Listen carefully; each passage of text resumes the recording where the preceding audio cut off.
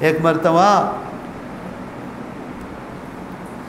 شیخ الحدیث حضرت مولانا محمد زکریا صاحب رحمۃ اللہ علیہ، جن کا نامہ اعمال وہ کیا ہے؟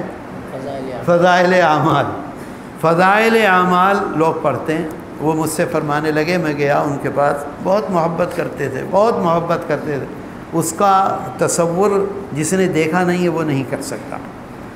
تو مجھ سے فرمانے لگے، بہت لمبا ہے، میں تو صرف ایک بات آپ کو سنا دوں، مجھ سے فرمانے لگے کہ پیارے تجھے نصیحت کروں؟ میں نے کہا جی فرمائیں۔ کر دوں نصیحت؟ میں نے کہا جی فرمائیے۔ تیسری مرتبہ فرمایا، کر دوں نصیحت؟ میں نے کہا جی فرمائیں۔ فرمانے لگے کہ دیکھو، جن لوگوں نے عشاء کے وضو سے فجر کی نماز پڑھی ہے، جن لوگوں نے ایک رکعت میں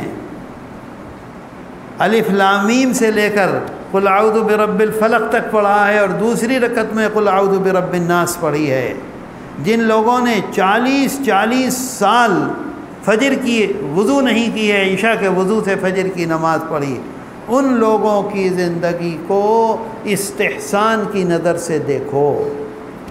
استحسان کا مطلب کہ بہت بڑے کام کیے، بہت اچھے کام کیے، بہت مضبوط کام کیے، ہمارے اندر وہ طاقت نہیں ہے، ہم نہیں پوری رات کھڑے ہو سکتے، کھڑے ہو گئے تو اگلے دن اسپتال میں جائیں گے، ہمارے دماغ اتنے نہیں ہیں کہ ہم ایک رکعت میں سورہ شروع سے پڑھ کر قل اعوذ برب الفلق تک پڑھ دیں۔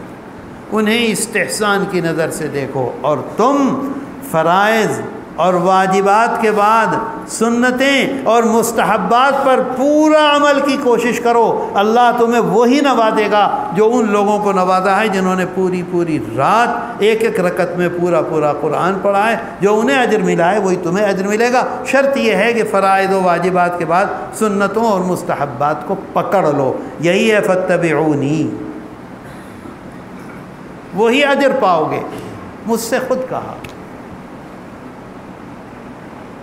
میرے دوستو آج یہاں سے اٹھو، بدل جاؤ، وہ انسان نہیں جو مسجد میں داخل ہوا تھا، آج دوسرے انسان بن جاؤ، وہ بن جاؤ جو اللہ چاہتا ہے، جو اللہ کے رسول صلی اللہ علیہ وسلم چاہتے ہیں۔ اور اگر ہم یہ سمجھتے ہیں کہ اللہ کے رسول صلی اللہ علیہ وسلم کو اللہ نے طاقت دی تھی، وہی اس کام کو کر سکتے تھے، ہم نہیں کر سکتے، تو یہ شیطان ہے جو ہمیں برباد کرتا ہے۔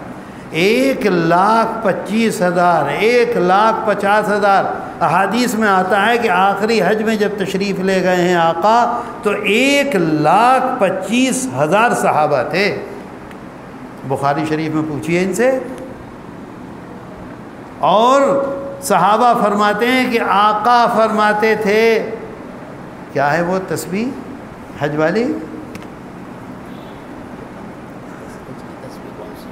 ارے یار جو پڑھتے ہیں جاتے ہوئے جب تلبیہ، ہاں، لبیک اللہم لبیک لبیک لا شریک لک لبیک ان الحمد والنعمت لک والملک لا شریک لک۔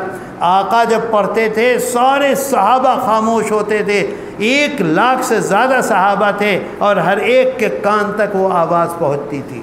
جب آقا خاموش ہو جاتے تھے پھر تمام صحابہ ایک آواز سے پڑھتے تھے یہ تلبیہ، اور جب صحابہ خاموش ہو جاتے تھے تو سنتے تھے کہ چاروں طرف کے جو پتھر ہیں اور پہاڑ ہیں، پھر وہ تلبیہ پڑھتے تھے تیسری مرتبہ، اور جب وہ خاموش ہو جاتے تھے پھر آقا پڑھتے تھے، آقا خاموش ہوتے تھے صحابہ پڑھتے تھے، صحابہ خاموش ہوتے تھے تو پھر پتھر پڑھتے تھے۔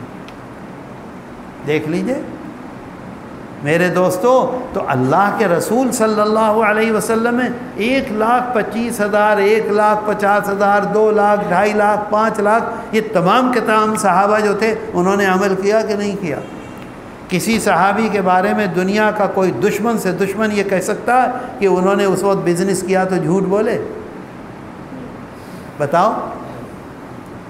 اللہ کے رسول صلی اللہ علیہ وسلم ایکسپورٹ بھی کرتے تھے، امپورٹ بھی کرتے تھے۔ یہ نہیں ہے کہ مسجد کے ممبر پر بیٹھے رہتے تھے یا غار میں غار میں تو آخر میں گئے تھے، 38 سال تک تو تجارت ہی کرتے رہے۔ کبھی کوئی دشمن خدا یہ کہہ سکتا ہے کہ آپ نے اس وقت جھوٹ بولا اس مسئلے میں؟ بتاؤ، کیا انہوں نے تجارت نہیں کی؟ انتہائی کامیاب تجارت کی ہے، انتہائی کامیاب تجارت کی ہے۔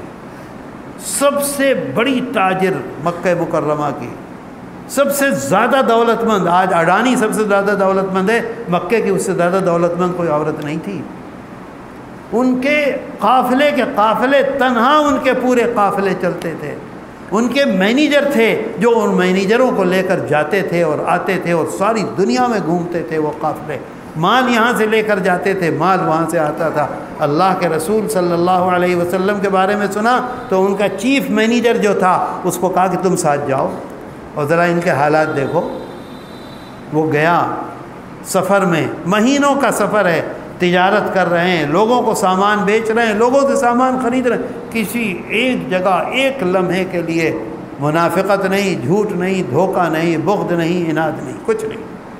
آئے تو پوچھا حضرت خدیجۃ الکبریٰ رضی اللہ عنہا نے کہ بتاؤ، اس نے ساری تفصیل بتلائی۔ اسی دن فیصلہ کر لیا کہ میں انہی سے شادی کروں گی۔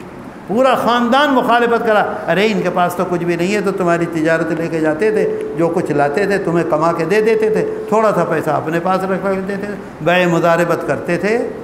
کہا کہ نہیں، اس سے زیادہ سچا آدمی نہیں۔ اور آج ہماری حالت کیا ہے؟ ہر آدمی اپنی گدی پر بیٹھ کر وہ کام کرتا ہے جس سے اللہ ناراض ہو جائے، اور پھر یہ کہتے ہیں کہ برکت نہیں ہے، پھر کہتے ہیں یہ بیماری ہے، پھر یہ کہتے ہیں ہمارے بچے ہمارے ہاتھ میں نہیں ہیں، پھر یہ کہتے ہیں دوا کر رہے ہیں ٹھیک ہی نہیں ہوتے ہیں، پھر یہ کہتے ہیں اسپتال میں جاتے ہیں ڈاکٹر ہر طرح کا علاج کر رہے ہیں فائدہ ہی نہیں ہوتا۔ کہاں سے فائدہ ہوگا؟